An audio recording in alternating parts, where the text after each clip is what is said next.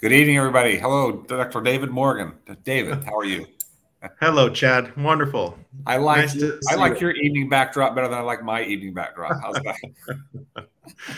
I'm already for bed at 5 o'clock at night. I mean, that's right. Yeah, Chad's just getting ready. He's just gonna turn around and drop right into bed right in the after this. hotel room. I'm just gonna hop right on there and just maybe watch a little bit of The Chosen, but I'll fall asleep after the first. There you go. There you go. That's great. Well, it's good to see everyone tonight. It is. It's great to see everybody. And we, my name's Chad Hymas. We have David Morgan with us, and on the second and fourth Sunday of every month, we get to join each other and your company as well. We have many of you that follow along, and as we dissect the conference talks from the prior conference, and of course, we're sitting here on the first of two of the 2023 season sessions general conference. We're approaching almost the 200 mark of conferences that we've had for the church. So we're getting close. We're not too many years away, and we have two conferences a year, right? So that's right. Yeah. So 2030 will be the bicentennial of the Church of Jesus Christ of Latter-day Saints. I'm telling you that. We moved to Utah about 9 months ago or so, and that's one of the things I'm most excited about, quite frankly, is all the, I imagine there's going to be some sort of event or something like that. I am super excited for that. It's busier than a Jazz basketball game down in Salt Lake City when conferences happen. You have your vendors, you have your protesters, you have a little bit. It's worse than when the Bulls come to town. The protesters really get heated up during conferences. I'm gonna have to make sure I stay in shape too, because that's still 7 years away. I got to make sure I'm alive by then, right? There you go. Yeah, I'm sure you'll see it from wherever you're at. So that's very true. That's very true. Chad's got the eternal perspective. I've got this kind of limited mortal perspective. Chad's seeing because I'm not planning on being here during that conference time, so I would say I have that perspective 24/7. But we're lucky tonight. Moving on to tonight's topic. This talk really pierced me as we talk about a boy that was 12 years old. 12. As we talk about a 12-year-old boy, and I'm not talking about Joseph Smith either. But the story was just as powerful and made me think of Joseph Smith and how we can all be that worthy to receive revelation. So before we get into that, you like to always give us a little introduction on the person that gave the talk, and tonight we're going to be talking about a member of the Quorum of the 70. His name is Randall K. Bennett. So Randall K. Bennett, Elder Bennett, and give us some background and let's dive into this talk. You bet. Yeah, we're studying his talk from the April 2023 General Conference called "Your Patriarchal Blessing: Inspired Direction from Heavenly Father." There were actually two talks on patriarchal blessings during this last general conference, which was interesting because it's not a topic that is often discussed in general conference, sometimes mentioned, but usually not like the focus of a single talk. And the fact that there were two of them is interesting. And as we talk tonight, I've had some thoughts about that as to maybe why that was the case, because we know that the talks for the brother and sisters that speak in general conference, the topics are not assigned. President Nelson doesn't say, "I'd like you to speak for 12 minutes on patriarchal blessings." He says, "I'd like you to speak for 12 minutes, and then you choose the talk." And so they receive revelation as to what they should talk about. But anyway, I think it's great. So Elder Randall K. Bennett. I have just a quick thought on that I wanted to share with you. So you're absolutely right. Patriarchal blessings are something that are not publicly discussed for the most part. And right. And now it's mentioned twice, and we're going to dive into this talk, but maybe this might give us a little bit of insight as to why. In this talk, he makes a quote from President Nelson. So Elder Bennett quotes President Nelson when the prophet says, "The world is more sin saturated now than it's ever been in its recorded history of time." So maybe they are trying to help prepare worthy baptized members of the church to look into something that's not normally typically talked about and receive direct revelation, because we're going through a world where temptation is at its highest and sins are saturated, apparently, which I don't disagree with that a bit. It's not apparent in my mind. It's evident in all of our minds and what we see out there, and that we live in a much more troubled world than we've ever seen before. And the world is changing. And I don't expect it to get much better, before the coming of the Lord. I don't. Nope. Definitely not by 2030, right? It's going to be worse. We'll be healthier, but it's going to be worse. I hope so. I hope we're healthier. We'll be spiritually healthier, but the world might even be outrunning you by then. We'll see how that all pans out. I look forward to that. I look forward to all right. You tell us about. I didn't mean to interrupt you, but I thought I'd throw that in there. No, I love that. So yeah, Elder Randall K. Bennett was sustained as a General Authority 70 of the Church of Jesus Christ of Latter-day Saints on April 2nd, 2011. He previously served in the Europe East Area Presidency in Moscow, Russia, and as president of the North American Northeast Area. He currently serves in the North American Central Area Presidency. Elder Bennett has served in a number of church callings, including full-time missionary in the France-Paris and France-Toulouse missions, and as president of the Russia-Samara mission from 2007 to 2010.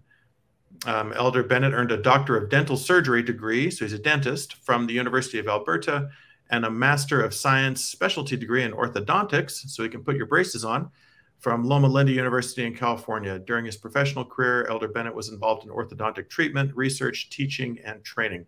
I think that may be the first time I've read about a General Authority 70 who's been a dentist. A dentist? Yeah. It sounded like he's a little bit of an oral surgeon, maybe. And yeah, exactly. He specialized. Yeah, I don't remember reading about, I guess they come from everywhere, but he was born in McGrath, Alberta, Canada on June 17th, 1955. He married Shelley Diane Watchman in April 1977, and they are the parents of 4 children. Well, that probably explains, I'm looking at his picture there. He's got a beautiful smile. That probably explains that too. You know, you wouldn't expect any less from an orthodontic dentist. That's exactly right. Exactly Straight right. white teeth. That's right. What's it called? He's got those. What do you put on your teeth to make them white?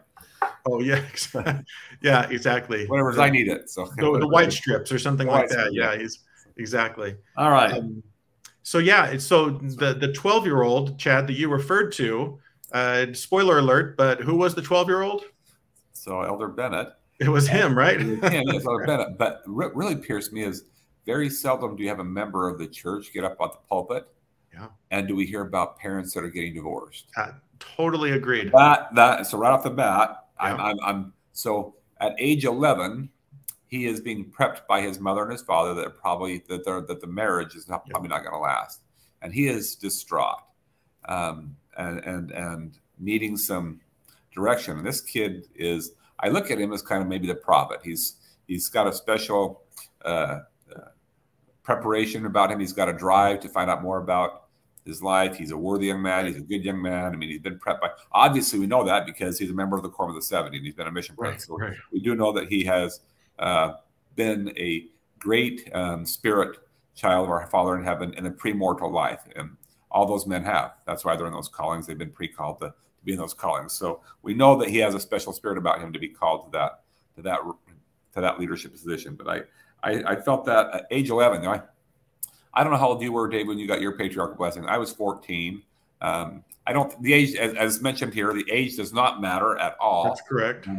But the membership and leadership of the church are directed by the first presidency that there are a couple of requirements maybe that need to happen, and that is that the individual understands that and has a testimony of the church, and is mature enough to be able to understand a blessing of such a nature, which is very personal in nature. That's not a blanket blessing given to, I would consider a baptismal blessing, while special to each individual being baptized, is a blessing that all receive for the whole church or for them. You know, sure. It's more generic, so to speak, as opposed to more generic. Thank you. Yeah. The sacrament, very sacred, but it's something that we do every week. A patriarchal blessing is as though our Father in heaven, not as though, it's our Father in heaven talking to you directly. Talking to you directly for the very circumstances. And as your life unfolds, the blessing becomes more apparent and the meanings become more significant to you as your life, no matter what your age, right? Yeah. Whether you're 52 like me or 41 like David, it still has meaning to you. So that's right. But I just went gray early. Yeah. We got to hit some of these things though. This is great. So well, and one of the things that you mentioned, and I just want to mention this really briefly. It's not kind of essential to that, but he talks about when he says He says, I was raised by wonderful parents who loved and faithfully taught us, their children, the gospel. And then he goes on to talk about how there was a divorce. And I think sometimes we think, oh, well, if someone's divorced, then they must not have lived the gospel. They must not believe in, in covenants or anything like that. It's not the case. I mean, we don't know why, and we're not going to speculate as to why Elder Bennett's parents got divorced. But I think sometimes we make a lot of assumptions, and we say, oh, well, if they had just done this or just done that, then this wouldn't have happened. And I don't think that is the case at all. For heaven's sake, President Nelson was raised by inactive parents, and so that's just something that I think oftentimes creeps into our church culture, not into the doctrine, but into the culture, and we become judgmental. And I think a lot of the messages that have been taught in the recent General Conference and those before that is, you know what, let's just worry about ourselves. Let's love and accept and be kind to other people. Anyway, that just jumped out at me. I thought, that's we make assumptions. We're an assumptious people. We make assumptions. Absolutely. But yeah, he talks about, he goes on to talk about patriarchal blessing being mature enough. I was, I think, 18 when I got mine. Okay. I had a great blessing because my grandfather was a patriarch. And so he got to give me my patriarchal blessing. Awesome. I wasn't in his stake, but I think that there's some special dispensation if it's like a direct descendant that you can give blessings. And so that was really awesome. I was up here at BYU and he did that. And then my other grandpa was a sealer, and so he got to marry us. So that was kind of cool too. So we had so both of my grandpas got to do that. Let's talk about so every stake has a patriarch, and there's only one per stake. Generally speaking, there's only one per stake. And the stake consists of anywhere between 7 to 12 different wards or branches. And those men are called directly by the first presidency. And a lot of times, in many cases, if not most, it's a lineage. So patriarchs' fathers and grandfathers and great-grandfathers, they're all patriarchs. I've seen that on several occasions, that it's through a lineage process. And so he did, in his talk, he gives some qualifications in order for us to receive our patriarchal blessing. And I hope all of you that are watching tonight listen to some of these qualifications. So he says, first, you see this statement where he says every worthy baptized member is entitled to have a patriarchal blessing. I guess so that's one we need to be baptized. He said a member should be mature enough to understand the nature of the blessing and how sacred it is. Understand the basic doctrine of the church. So you don't have to understand everything. Just, I guess, basic doctrine would be that we believe that in the Godhead and maybe his Heavenly Father and his Son Jesus Christ, and that you have a basic understanding of that. It doesn't say you have to understand the entire Book of Mormon or that you need to have read the entire Book of Mormon, although I think those things probably help. And the Bible itself and the New Testament and the Old Testament, but that's not David's affair. That's not a requirement. I can't tell you that I had read the scriptures when I received mine, but I did desire, I had a burning desire to know more from my Heavenly Father about me, and I believed in him. And I think that qualified, that qualifies. So I hope that helps all of you. Absolutely. Yeah. Ideally, a member should be young. This is kind of cool, although it doesn't disqualify those of us that are elderly in life. Correct. Right. So I think this is great. Ideally, the member should be young enough that many important decisions in life are still ahead. Priesthood leaders should not establish a minimum age for a member to receive a patriarchal blessing. So there's no minimum and there's no maximum. I think you can receive a patriarchal blessing on your deathbed and still be receiving blessings for the life to come. This hits me because it makes me think of a man that I met in Australia who was dying, who was baptized, sealed to his wife, and given a patriarchal blessing, all within a couple of weeks time frame recently in Australia. All happened all within a matter of just a couple of weeks. Some of those things in life that need to happen were given to him by special permission from general authorities and mission presidents and things like that. So I read up on that story. I thought it was astonishing. It was incredible. Each patriarchal blessing is sacred, confidential, and personal. A person who receives a patriarchal blessing should treasure its words, ponder them, and live to be worthy to receive the promised blessings in this life and in the eternities to follow. So patriarchal blessing isn't just about this life, although it helps. It's about the eternities. That's right. Well, yeah, because there's sometimes people, they worry because there are promises made in their patriarchal blessings that have not yet come to pass.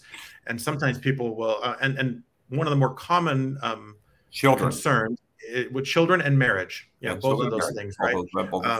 People who have yet to be married, and maybe they're, you know, in their 70s and 80s, and their patriarchal blessing says they're going to be a husband or wife, and they're going, what the heck? You know, did I do something wrong that invalidated this portion of my blessing? Or like you said, perhaps children, perhaps they are married, but they've not been able to bear children, and they think they've done something wrong. That's not the case. What I have found is that you cannot mess up the Lord's plans. If he wants something to happen, it's going to happen, and he will make it happen one way or another. And as long as we're trying our best to do what's right, that we're not going to foul that up. So, I appreciate that it says that in the handbook, that it talks about receiving promised blessings in this life and in eternity, because some of the conditions of our patriarchal blessing will not happen until after this life. And I think it's the other thing that's interesting is that we talk about this life and how it's so important, and it is. But I think when we die and get to the other side, we're going to go, oh, well, I don't care if it gets done here or there. You know, it's all one big thing. You know, we've been alive for billions of years, just in a different form. And I think we'll go, you know, our life wasn't just the 90 years we spent on earth. Our life is our eternal life, you know, the whole time that we're spending. And so whether it happens, small, minuscule of time, exactly, like you said, as compared to small, but it's also the most challenging, perhaps, because we're not in our Father in heaven's presence. We're away from him for a short time. To be tried, and it's critical that we develop ourselves right now. I mean, we can make a lot of progress during this time of mortality, and so it's a short time, but it's very important that we. I agree. That we do that. This thought, this made me think of something that Elder Holland said, and I think all of our prayers need to be with Elder Holland, as he's had some health challenges this past year, and also lost his beloved wife, Kay, I think is her name. Forgive me if that's wrong, but Elder Holland, Patricia, Patricia, not Pat, yeah, yep, so close. Okay, Pat, but Patricia left us, and she was also a general authority of the church. But Elder Holland gave a talk regarding this dialogue that you and I are having about not receiving blessings that have been promised to us, or that we pray for, even without a patriarchal blessing. When he was giving a kind of an intimate devotional with maybe 50 people in the audience, and this is recorded, so you can look this up. I've seen that. You know, the lady, remember the lady? She's saying that it says that we're going to have children. We've been told that we're going to have children, and she's from Hispanic descent, and she's crying, Holland, and she says to him, you know, we have not been able to have not one child, not one child, you know, not one children. We have not been blessed with, and we are doing all the right things. We're going to the temple, we're reading our scriptures, we're praying every night, we're doing those things. And Elder Holland says, there's not one person in this, and he says it in a very, very beautiful, beautiful dialogue, in a very, very beautiful way, and a sermon where he says to this innocent lady who's just asking a question out of the audience, free will, open microphone, and he answers her, and he says to her that, please don't get yourself caught up in the cynicism that so many members of the church do, where they think that because they're members, because they have a patriarchal blessing, they're immune from some of the challenges that life presents. And then he gave her a prophetic blessing. He said, one day you'll have more children than you'll know what to do with. And I say that, he says, I quote, I say that prophetically, not, I forget the exact words, but not as a. He promised her as a prophet of the Lord. He said, this is going to happen. These blessings will come to fruition. And I feel the same way about my patriarchal blessing, because I look at it and some things are just so enlightening. Some things I haven't quite understood. I haven't quite come to understand the why or the where or the how or the when. And I think that the scriptures are the same way, that we understand, and also the temple endowment, when we go through the endowment. And that's why we're told to do these things repetitively. We're supposed to read the sacrament prayers repetitively, because more and more light and wisdom is shared as we go through these experiences of life, and we understand them and how they all intertwine and connect with each other as we perhaps go through experiences that allow us to receive more light and wisdom from our Father in heaven. And he dictates when we're ready for that. And then I think the angels administer and give us those keys and signs and wisdom that we get to receive throughout life. I think that's kind of how it's all intertwined. Yeah, absolutely. And I think one of the reasons, well, and Elder Bennett talks about how his patriarchal blessing was important to him for a couple of reasons, because it really helped him kind of clarify both his identity and purpose. I had a friend who, when we were living back in Washington, working in the Portland Temple, and he was called as a patriarch. He was on my temple shift. Which, here's an interesting bit of trivia. There is no age requirement for getting your patriarchal blessing. There is an age requirement to be a patriarch. Did you know that? I didn't know that. You have to be 50 years or older. Didn't know that. Yeah. You can't be younger than 50 and be a patriarch. I think it's the only calling in the church besides like priesthood ordinations and stuff like that, where there's an age requirement. Because I remember he said, his stake president called him in and said, "Brother so-and-so, we'd like you to be the patriarch." And he said, "Are you sure?" He said, "I think you might be mistaken." He says, "Wait, you're 50, aren't you?" And he says, "Yeah, I'm 51." He said, "Oh yeah, okay, yeah, we want you to be the patriarch." Because he's a younger looking guy too. He wanted to make sure he was at least 50. It's also it's probably the only calling other than the general authorities where it's a lifetime calling. It is, yeah, exactly. I mean, that's your calling for the rest of your life. Once you become a patriarch, you are not released. If you move to another stake and they have an active patriarch, then you become an inactive patriarch in that stake. And so you could be called upon to do patriarchal duties. But yeah, so if you moved out of the stake you were called in, you're still a patriarch, you're just an inactive one. And actually they give you direction when if that happens. They say, when you get to your new stake, make sure you tell your stake president that you're a patriarch, so they can know that they can use you under certain circumstances or whatever. So, but I know that. I know that. Yeah. So a little bit of trivia, church policy trivia.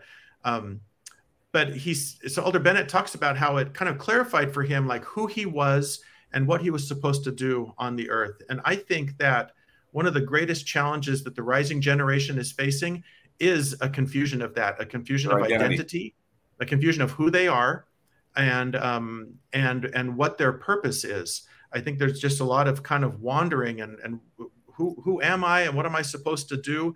And your patriarchal blessing will very clearly tell you who you are, in terms of, you're a son or a daughter of God. And so listen to what David's saying right there, because the world's confusing, making that very gender identity right there confusing to many, many people, including members of the church, and those, whether or not you are a blessed son or daughter of our Father in heaven. I think that it's very appropriate for us to be bold on this platform. And then it also gives you your lineage, which contains within your lineage very certain and wonderful blessings. And maybe you can describe a little bit about that. Sure. So there's actually only one thing in a patriarchal blessing that's required, and that's to declare your lineage, declare your heritage, your posterity. Yeah, exactly, where you came from, basically. So a patriarchal blessing could be as simple as, I lay my hands upon your head, you're of the tribe of Ephraim, in the name of Jesus Christ, amen. None of them are that simple. They all are more, because there's a lot of purpose in there as well, describing your purpose. But so your lineage, this goes all the way back to Abraham in the Old Testament. And God chose Abraham, and he said, Abraham, your descendants, your posterity are going to be my people. And I'm going to make a covenant between you and me. And your people are going to get three things. Number one, they're going to get a chosen land, so a promised land, and that was Canaan, still is, back in the Middle East. And he says, and you're going to get the priesthood. You're going to get the authority of God to administer the ordinances of salvation and exaltation, and your people are going to have the responsibility to carry that message to the entire earth.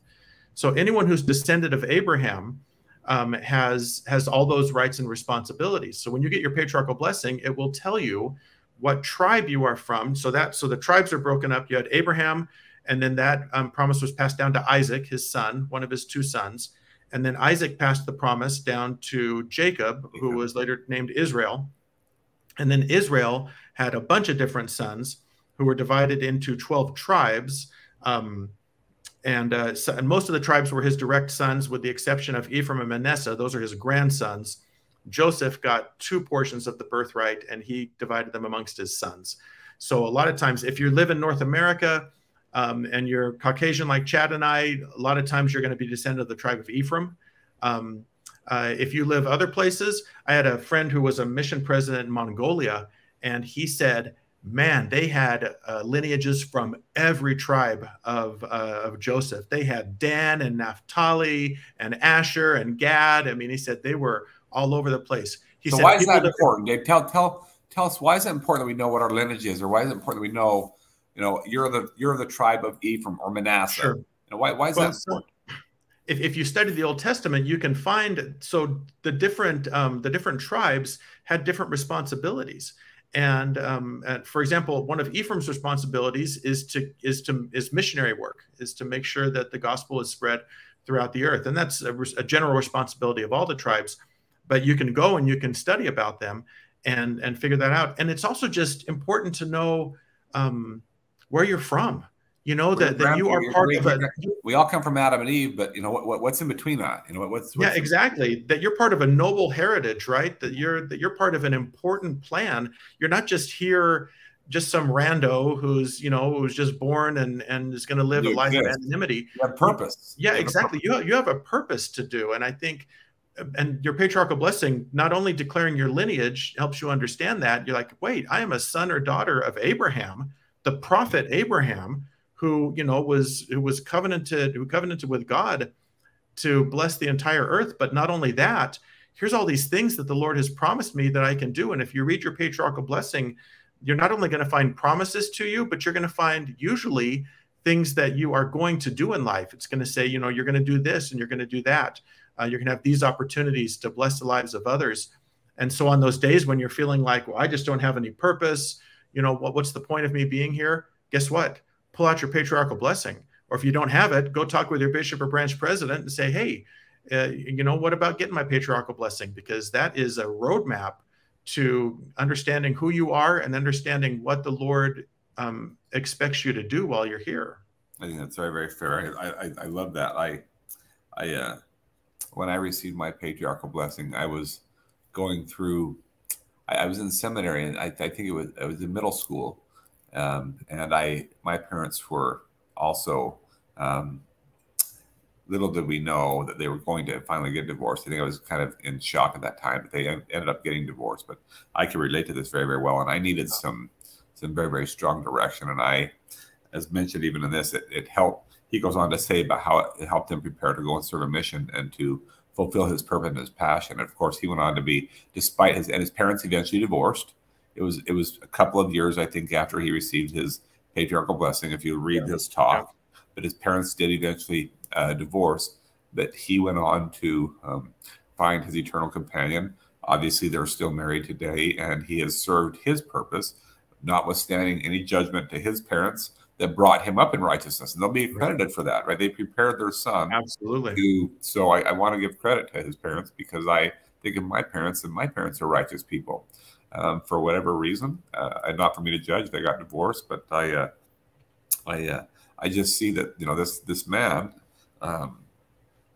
Elder Bennett, was prepared by goodly parents and raised by goodly parents, and was in tune enough and taught well enough that he was able to feel at age 11, when most 11-year-olds, at least today, are probably hooked on some sort of game box or game toy, or they're just not quite as in tune, or it's easier to be distracted. Let me try to be respectful of my 11-year-olds that are listening. It's just so much easier in today's world to be distracted. Much easier. Around. Yeah. And so that's why perhaps maybe we're not seeing as many of our youth get their patriarchal blessing. And in fact, it is a statistic that a lot of our, the church is not seeing as many of our youth be involved as it did in times where maybe they didn't have television and so many different athletic events and extracurricular activities, or things of the world, which are not necessarily bad or evil, but sometimes when we get so devoted to things of the world, we lose sight on time that needs to be devoted to our Father in heaven. And I think that's the one thing that we should get from Elder Bennett's talk, my friends, is that if we can give our Father in heaven some time, then these principles that we're talking about, that David and I have the pleasure of discussing with you, like a patriarchal blessing, like being temple worthy, which is the title of one of the talks we've given, like facing challenges and adversities, they become more important to you. You're going to focus on those, and all these other things that we get to do, like go to different games and movies and worldly experiences, they are all going to be a joy, but we'll have perspective on all those things. And right. we're not going to live for the dollar, or live to go to work every day, or live to, see how many worldly possessions we can collect to pass on to our, those things become more and more irrelevant as you discover your identity and what your purpose is. And it sure helped me going through my circumstance.